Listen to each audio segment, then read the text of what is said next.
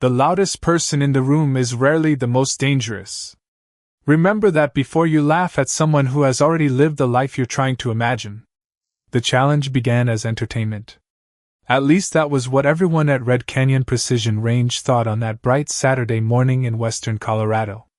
Pickup trucks filled the parking lot before sunrise, folding chairs lined the concrete firing line, and dozens of spectators gathered behind safety barriers with smartphones already recording.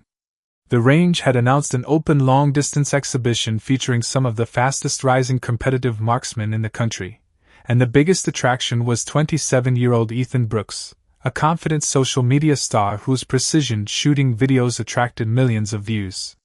He moved through the crowd with effortless confidence, greeting fans, signing hats, and laughing with sponsors who proudly displayed the newest rifles, advanced optics, and sophisticated ballistic computers. Everyone wanted to see Ethan prove once again that modern technology had pushed shooting farther than ever before.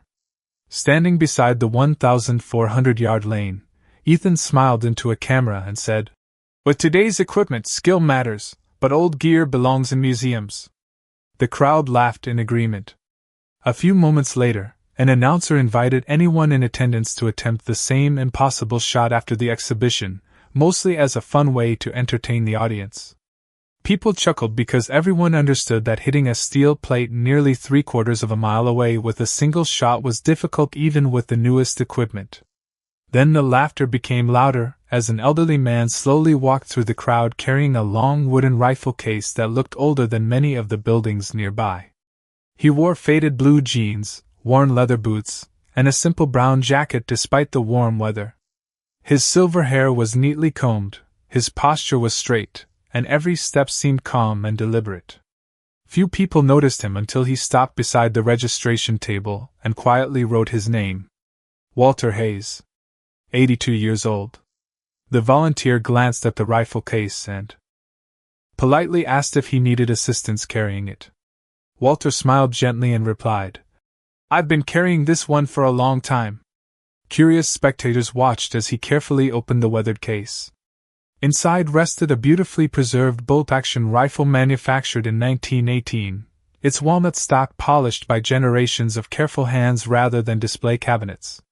The blued steel reflected the morning sunlight with quiet dignity. There were no carbon fiber components, no electronic devices, no oversized precision scope covered with adjustment turrets. It looked completely out of place among the sleek modern rifles resting on expensive bipods.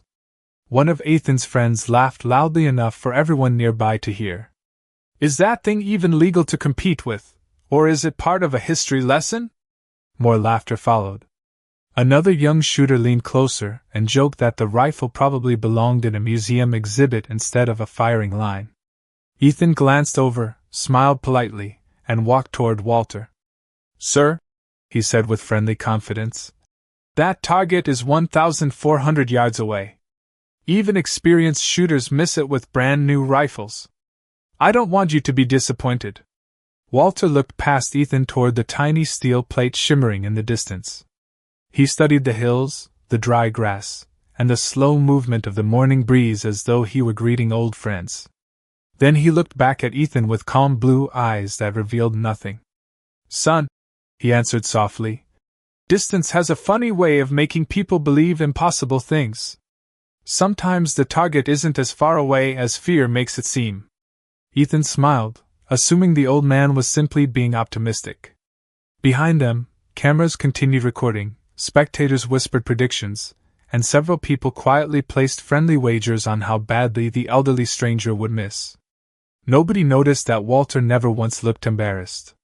Nobody realized he had not come to prove the rifle was extraordinary. He had come to prove that the hands holding it still remembered something the world had forgotten. The whispers spread across Red Canyon Precision Range faster than the morning breeze. Within minutes, nearly everyone had heard about the elderly man carrying a rifle that had been built before most of their grandparents were born. Spectators drifted away from the sponsor booths and gathered around Walter Hayes, not because they believed he could succeed, but because they expected to witness an unforgettable failure. Ethan Brooks remained polite, yet the confidence on his face never faded.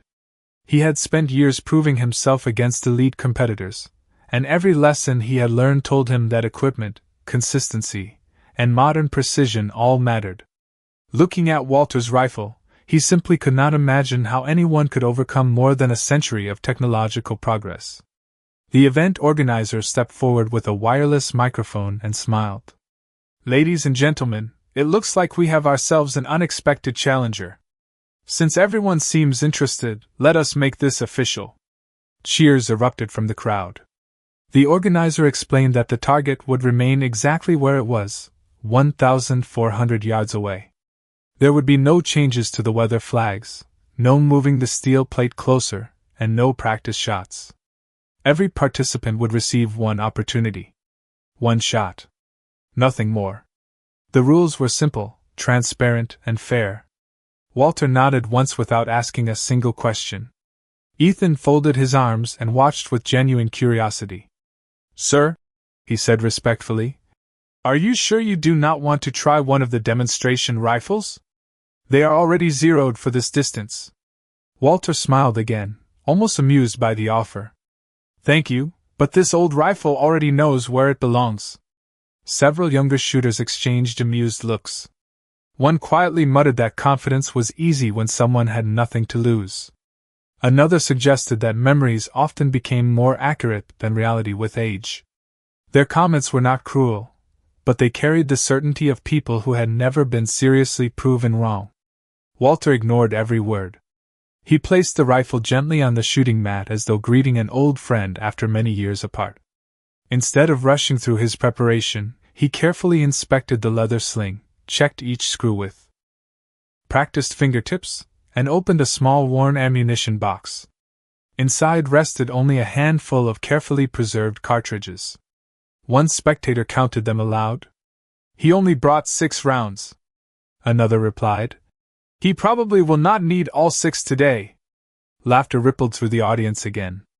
Walter selected a single cartridge and rolled it slowly between his fingers before placing it beside the rifle. Ethan noticed something unusual. The old veteran never looked nervous. His breathing remained steady. His shoulders stayed relaxed. He was not trying to impress anyone, and he certainly was not performing for the cameras that surrounded him from every angle. It was as if the crowd had disappeared completely.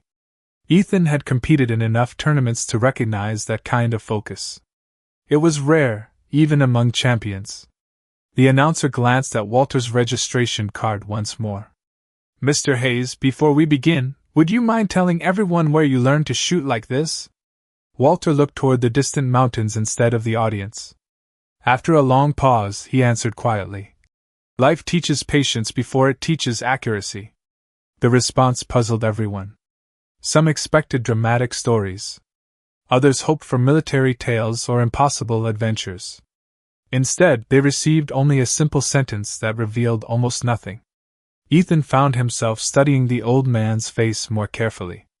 For the first time that morning, he stopped seeing an elderly stranger carrying an antique rifle. He started wondering what kind of experiences could produce that level of calm while standing in front of hundreds of people waiting for a mistake. As the range officer announced that the firing line would officially open in 60 seconds, every conversation slowly faded into silence. Smartphones rose into the air, cameras locked onto Walter Hayes, and even the strongest skeptics leaned forward, eager to discover whether they were about to witness the most embarrassing miss of the day, or the beginning of a story that nobody present would ever forget. The countdown clock beside the firing line showed less than 1 minute remaining, yet Walter Hayes seemed completely untouched by the urgency surrounding him. While everyone else checked electronic devices, ballistic calculators, and weather applications one final time, he remained kneeling beside the weathered rifle, quietly running a soft cloth across the wooden stock with the same care someone might use while polishing a treasured family photograph. Ethan Brooks watched from only a few yards away, unable to understand why the old veteran appeared more interested in slowing down than speeding up. One of Ethan's fellow competitors leaned over and whispered, "He is making this dramatic because he knows he cannot actually do it." Ethan nodded automatically. But something about Walter no longer matched the image of a man chasing attention. The old veteran had ignored every opportunity to impress the crowd. He had not exaggerated his experience, boasted about impossible accomplishments, or challenged anyone with loud declarations. He simply prepared in silence while everyone else filled that silence with assumptions. The range officer announced 30 seconds remaining. Walter finally lifted the rifle onto its rest and looked through the modest scope for the first time. Several spectators immediately began comparing it to the oversized high-powered optics surrounding it. One man quietly remarked that the magnification was nowhere near enough for such an extreme distance. Another insisted that even if the rifle somehow remained mechanically accurate after more than 100 years, the glass alone would prevent a precise shot. Their confidence grew stronger with every passing second because every modern principle seemed to support their conclusions. Walter never argued. Instead, he slowly lowered his head again and looked beyond the firing line rather than through the scope. His eyes drifted across the rolling hills covered with dry grass. He watched a hawk circling high above the valley. He studied tiny ribbons of dust floating across the open ground. The colorful wind flags placed every few hundred yards fluttered gently, but Walter seemed almost uninterested in them. Ethan noticed the unusual behavior immediately. "What is he looking at?" he quietly asked. An older spectator standing nearby answered without taking his eyes off Walter. "Not the flags. The land?" Ethan frowned. "The flags tell you the wind." The older man smiled faintly. "Sometimes they do. Sometimes they only tell you what they are feeling. The land tells you what the bullet will feel." Ethan remained silent. He had spent years trusting technology, precise calculations, and carefully measured data. Everything Walter was doing seemed almost impossible to quantify, yet there was unmistakable purpose behind every movement. The announcer officially opened the firing line. Modern competitors who had already completed their demonstration round stepped back, leaving the lane entirely to Walter. Hundreds of eyes followed every motion. The old veteran gently chambered the single cartridge with a smooth movement that sounded surprisingly crisp despite the rifle's age. The metallic click echoed through the sudden silence. Walter rested his cheek against the stock, but instead of immediately settling behind the scope, he closed his eyes for several seconds. Some spectators chuckled, assuming he was gathering courage. Others wondered whether age had finally caught up with him. Ethan, however, noticed Walter's breathing. It followed a steady rhythm that never changed. Nothing about him suggested hesitation. Finally, Walter opened his eyes again and looked through the scope with complete confidence. There was no searching for the target, no frantic adjustment, no visible uncertainty. His finger rested lightly outside the trigger guard while he continued watching the distant landscape. It was almost as though he was waiting for something invisible that no one else could see. Then, with a barely noticeable smile, Walter whispered softly enough that only Ethan could hear. "There you are."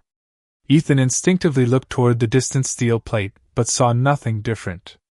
The wind flags still fluttered gently. The mountains remained unchanged.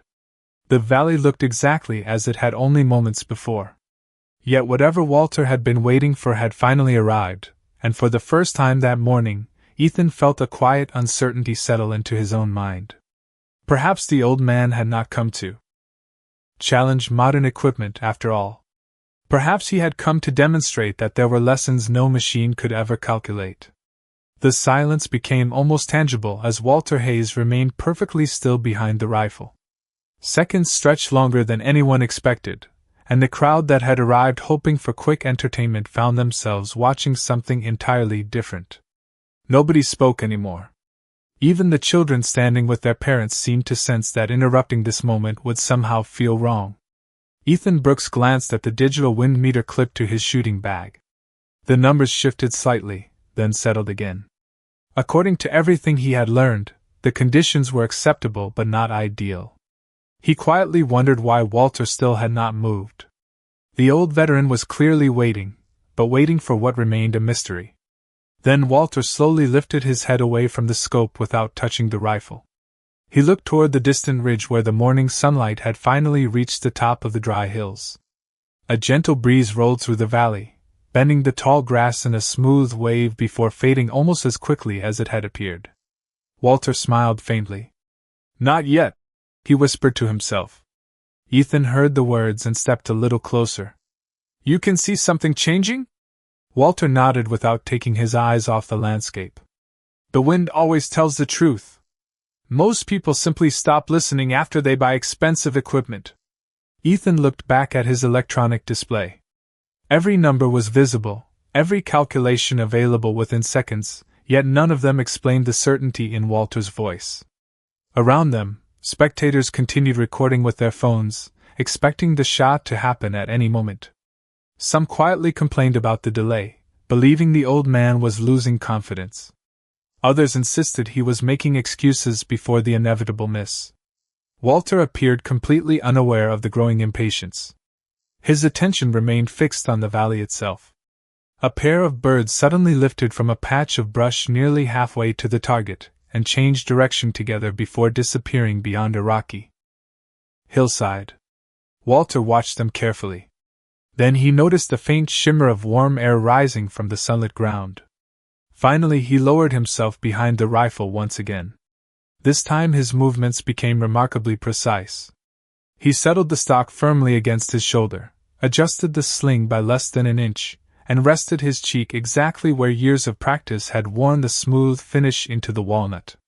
Ethan could not help noticing how natural every motion appeared. Nothing looked forced or rehearsed. It was as though Walter had performed the same sequence thousands of times until it became part of his breathing. The old veteran reached forward and made one tiny adjustment to the elevation knob on the vintage scope. It was the only mechanical correction anyone had seen him make since arriving. No charts. No notebook. No electronic assistance. Just one quiet click. The spectators exchanged confused looks. Several experienced shooters frowned because they realized Walter had not been guessing at all. He had been observing. The difference suddenly seemed much larger than anyone had expected. Ethan felt his own confidence begin to shift into curiosity. He no longer wanted to see whether Walter would fail. He genuinely wanted to understand what the old man knew that everyone else had overlooked. Walter inhaled slowly, filling his lungs without tension, then released the breath with complete control. His finger moved gently onto the trigger for the first time. There was no trace of excitement on his face, only calm concentration built through decades that nobody present could measure. The valley seemed to grow quieter with every heartbeat. The distant steel target remained nothing more than a tiny silver dot against the landscape, almost invisible to the naked eye. Yet Walter's eyes never wavered. Somewhere in that vast stretch of open ground, he had found the exact moment he had been waiting for, and every instinct told him that the opportunity would not last much longer. Walter Hayes remained motionless as though the entire valley had stopped breathing with him. Every eye at Red Canyon Precision Range was fixed on the elderly veteran, yet he behaved as if he were completely alone. Ethan Brooks noticed something that had escaped everyone else. Walter was not aiming at the target in the way modern competitors usually did. He was aiming through the conditions surrounding the target. His focus seemed to extend far beyond the tiny steel plate itself, taking in the invisible movement of air across every hill, every patch of grass, and every sunlit rise between his position and the distant lane. Ethan quietly lowered his own binoculars and realized he had been staring at the target, while Walter had been studying the entire journey. That thought lingered in his mind longer than he expected. Nearby, several younger shooters continued whispering among themselves. One insisted that no amount of experience could overcome the limitations of an old rifle. Another confidently predicted that the bullet would drift several feet away from the steel. Their voices carried certainty, but it no longer sounded as convincing as it had only a few minutes earlier. The longer Walter waited without showing the slightest hint of anxiety, the more uncomfortable those predictions began to feel. The range officer stood patiently to one side, making no attempt to rush the process. Even he seemed curious about what the veteran was seeing. Walter slowly inhaled once more and then paused. His eyes remained steady behind the modest scope. The finger resting on the trigger showed no tension. His shoulders remained relaxed, and the rifle looked like a natural extension of his body instead of a separate object. Ethan suddenly remembered something his first shooting instructor had once told him many years earlier. The instructor had said that the best marksmen never forced a shot to happen. They allowed the correct shot to reveal itself. Ethan had dismissed that advice after embracing modern technology, believing every variable could be measured with enough data. Yet watching Walter, those forgotten words suddenly returned with surprising clarity. A faint breeze brushed across the firing line and disappeared almost immediately. Most spectators never noticed it, but Walter's expression softened almost imperceptibly. His breathing settled into one final rhythm. The valley ahead appeared calm, the distant shimmer above the ground steadied, and the colorful wind flag seemed to hesitate before gently hanging with only the slightest movement. Walter had been waiting for harmony, not perfection. There was a quiet confidence in that realization that no electronic display could explain. Ethan found himself unconsciously holding his own breath. Around him, dozens of spectators did exactly the same without realizing it. Hundreds of phones remained raised, but nobody cared about recording the perfect angle anymore. They simply wanted to witness whatever happened next. Time itself seemed to slow. Walter completed a slow exhale until only stillness remained. His cheek rested naturally against the polished walnut stock. The old rifle did not shake. His hands did not tremble. Every unnecessary movement disappeared. Then, with a level of patience that seemed almost impossible in such a public moment, Walter applied gentle pressure to the trigger. There was no sudden jerk, no dramatic motion, and no outward display of effort.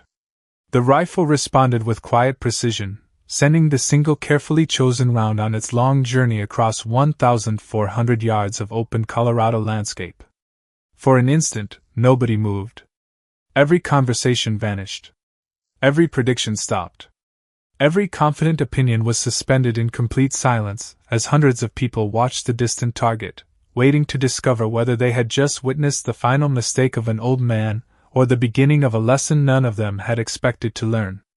The quiet report of the rifle rolled across the valley with a deep, steady echo that seemed almost gentle compared to the sharp crack of the modern rifles fired earlier that morning. Walter Hayes never lifted his head from the stock. He continued looking through the scope for another moment, following through exactly as though the shot had only just begun. Ethan Brooks instinctively tracked the distant steel target through his own high-powered optic, expecting either an immediate reaction or a clear miss, but nothing happened. The target remained perfectly still against the pale hillside. A long second passed. Then another.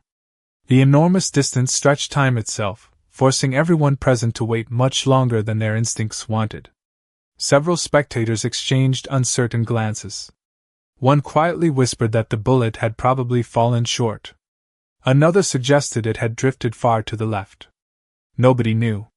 The silence became almost unbearable because there was no instant answer.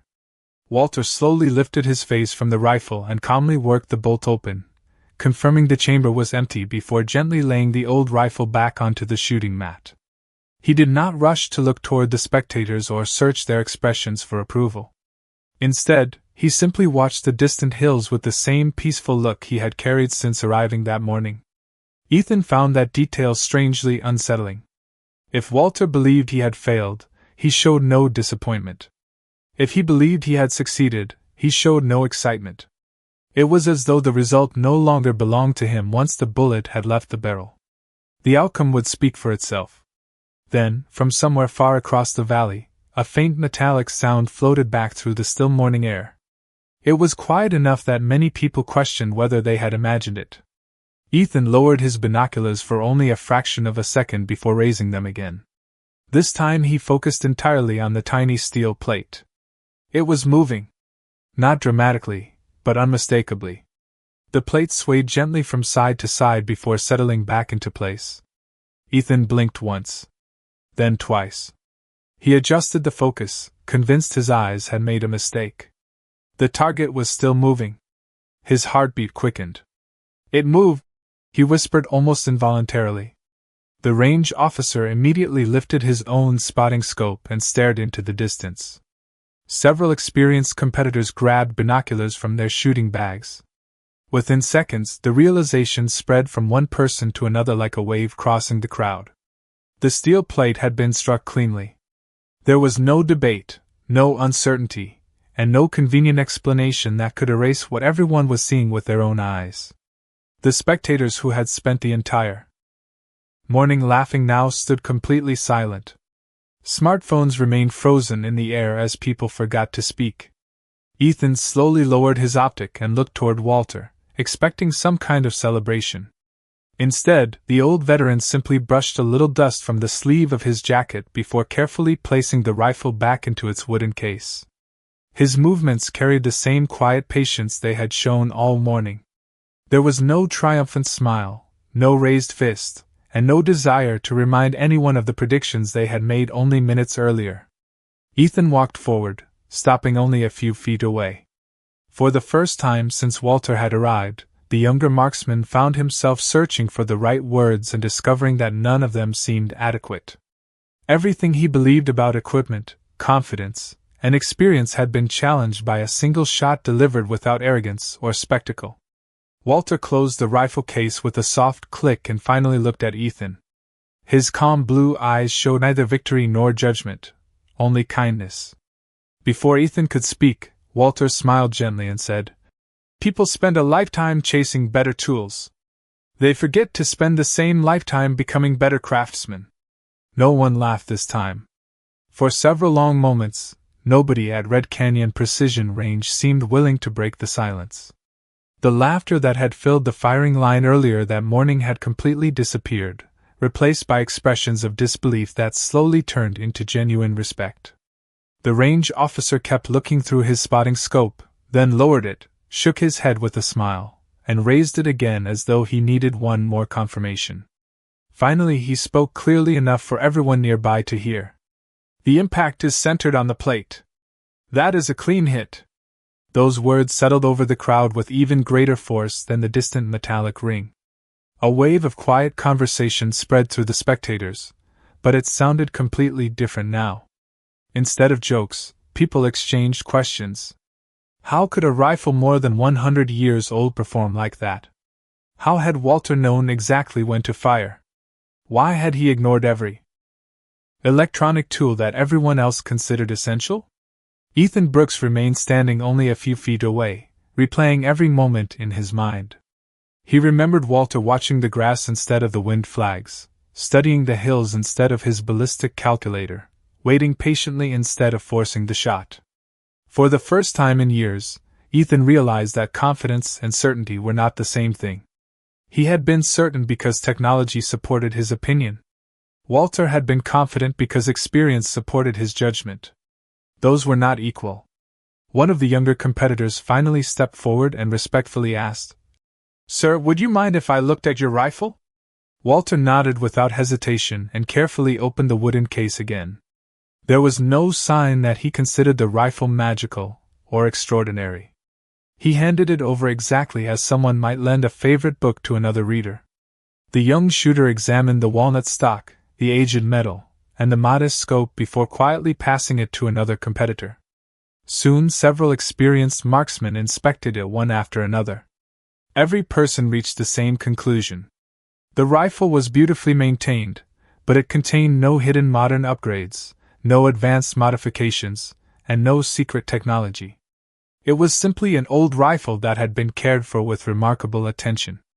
Ethan finally asked the question that had been growing in his mind since the shot echoed across the valley. "How many times have you practiced that distance?" Walter smiled gently. "Not enough to count the shots. Enough to stop counting them." Ethan let that answer settle before asking another question. "When did you know the conditions were right?" Walter looked toward the distant hills once more. "I did not know. I recognized them." Ethan frowned thoughtfully. Walter continued, "There is a difference. Knowing comes from information. Recognition comes from experience. One fills your mind. The other changes your instincts." Several people nearby quietly nodded. Even those who had never held a rifle understood the lesson reaching beyond shooting itself. The conversation had stopped being about equipment long ago. It had become a conversation about mastery earned through patience. A local reporter who had been recording the event approached Walter with a microphone and asked, "How does it feel proving everyone wrong today?" Walter paused before answering. "I did not come here to prove anyone wrong. I came here because someone said something was impossible. There is a difference between impossible and unfamiliar. Sometimes people confuse the two because it is easier than admitting they still have something to learn." Those words spread through the crowd almost as quickly as the news of the successful shot. Ethan looked around and noticed something remarkable. The same people who had laughed at Walter when he first arrived were now listening with complete attention. Nobody interrupted him. Nobody challenged him. Respect had not appeared because of one impressive shot alone. It had appeared because the man who made that shot showed no interest in humiliating anyone afterward. Walter simply treated every person with the same quiet dignity he had carried from the moment he stepped onto the range, and in doing so, he taught everyone present that true mastery never needs to announce itself before it is recognized. As the excitement slowly settled, the atmosphere at Red Canyon Precision Range transformed into something few people had expected to experience that morning. The event had begun as a showcase of modern equipment and rising talent, but it had quietly become a lesson about character. Walter Hayes closed the wooden rifle case with the same deliberate care he had shown since arriving and began wiping away a thin layer of dust that had gathered on its surface. There was no audience left to impress because, in his mind, there never had been one. Ethan Brooks watched every movement with growing admiration. Earlier that day, he had believed experience could eventually be replaced by better equipment, more advanced software, and faster calculations. Now he understood that technology could shorten the path to knowledge, but it could never replace the years required to develop judgment. He stepped closer and extended his hand. Walter accepted it warmly without hesitation. "Thank you," Ethan said sincerely. "I learned more in the last hour than I expected to learn all year." Walter smiled. "Then today was worthwhile for both of us." Ethan looked at the old rifle resting inside the case. "People are going to remember that shot for a very long time." Walter shook his head gently. "I hope they remember the lesson longer than the shot." Those words lingered in Ethan's mind. Around them, several competitors who had laughed earlier now approached one by one, introducing themselves properly and thanking Walter for allowing them to examine the rifle. Some asked technical questions, expecting complicated explanations about barrel harmonics or custom ammunition. Walter answered every question honestly, but none of his answers centered on secret techniques.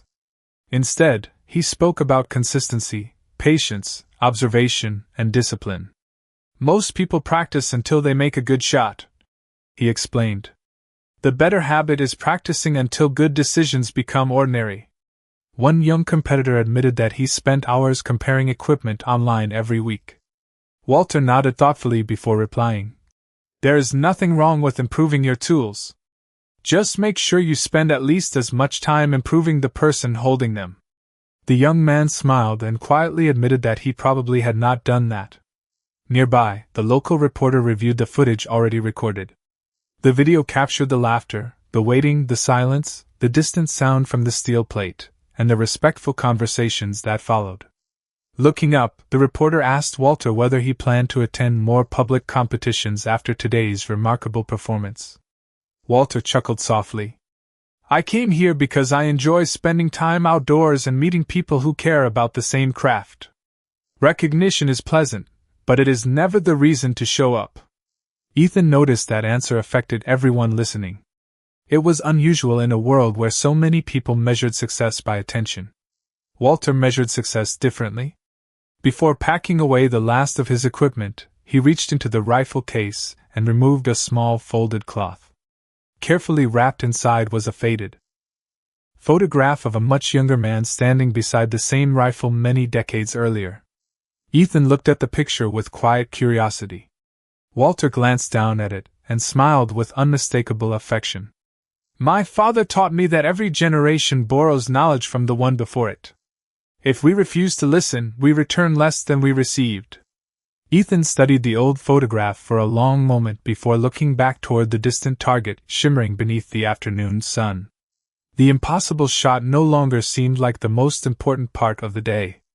It had simply opened the door to a much larger truth. Respect could not be purchased with expensive equipment, borrowed through reputation, or demanded with loud words. It had to be earned patiently through humility, discipline, and the willingness to keep learning long after everyone else believed there was nothing left to learn. The afternoon sun slowly settled lower over the Colorado hills as people began packing their gear and folding their chairs, yet very few were eager to leave. Conversations that had started with equipment specifications and shooting records had shifted toward patience, humility, and experience. Walter Hayes quietly gathered his belongings with the same steady rhythm that had defined every action he took throughout the day. He carefully placed the folded photograph back inside the wooden rifle case, secured the worn leather straps, and lifted it with practiced ease.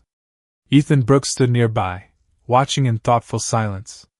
Earlier that morning, he had arrived expecting to inspire others with his skill. Instead, he had become the student. As Walter started walking toward the parking lot, Ethan caught up with him. "Would you mind if I asked one last question?" Walter smiled. "Of course." Ethan hesitated for a moment before speaking. "After everything you have accomplished, after everything you clearly know, why do you still practice?" Walter looked toward the distant mountains glowing beneath the golden afternoon light before answering. "Because every day nature changes. Every day I change. Practice is not about proving what I already know. It reminds me how much I can still forget." Ethan slowly nodded, realizing those words reached far beyond marksmanship. They applied to careers, families, friendships, and every craft worth pursuing. Success was never permanent. Learning could never truly end. They reached Walter's old pickup truck, where he carefully placed the rifle case behind the seat. Before closing the door, he turned back toward Ethan one final time. "You have talent," Walter said. "Do not let praise become louder than your curiosity. The day you believe you have nothing left to learn is the day you stop becoming better." Ethan accepted those words with genuine gratitude. "I will remember that." Walter smiled warmly. "Good. Then today was not about one shot. It was about what happens after it." They shook hands once more, this time not as strangers separated by generations but as two craftsmen connected by mutual respect. Walter climbed into the truck, started the engine, and slowly drove away along the gravel road until the vehicle disappeared beyond the gentle curve leading out of the range. Ethan remained standing for several minutes, watching the empty road where the old veteran had vanished. Around him, the firing line looked exactly as it had that morning. The targets remained in place. The wind still crossed the valley. The mountains had not changed. Yet somehow everything felt different. In the weeks that followed, clips from that remarkable day spread across the internet.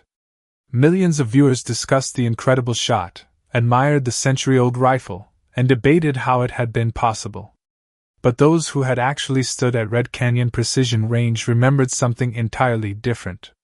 They remembered the silence before the shot, the patience that refused to be rushed, the humility that never demanded recognition, and the quiet dignity of a man who never arrived intending to embarrass anyone. Ethan returned to the range often after that day, but he noticed one lasting change in himself. Before every practice session, he no longer reached for his ballistic calculator first. Instead, he paused for a few moments to watch the grass move across the hills, the birds changing direction in the sky, and the shifting light across the valley. He had discovered that the greatest lesson from Walter Hayes was never about an old rifle or an extraordinary shot. It was about understanding that wisdom grows slowly, confidence speaks softly, and true mastery is revealed not by proving other people wrong, but by spending a lifetime becoming the kind of person who no longer needs to